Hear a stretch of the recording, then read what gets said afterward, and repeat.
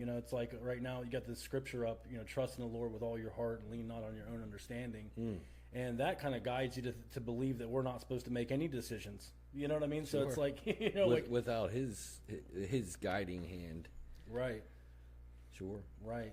So it's kind of funny we are doing this topic because I know you told me the topic a couple times, but you know how I am. I don't ever remember. Sure. You don't listen. Yeah, for the last 2 days I've been kind of in my prayer room at home, trying to make.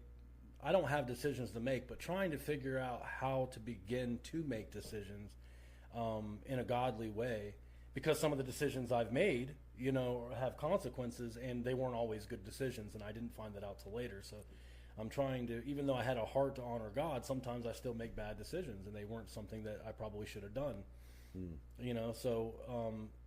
And I was reading in Proverbs the first 2 chapters, and it's all about listening and attending to his word and storing up his word and treasuring his word and reading and keeping your eyes on it.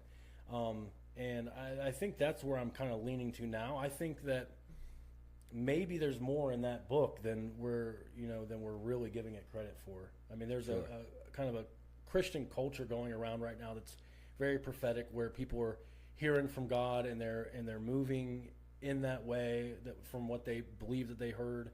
And there are other voices that you can hear besides God, because Jesus did say that my sheep will hear and obey my voice, and a stranger's voice they will not obey.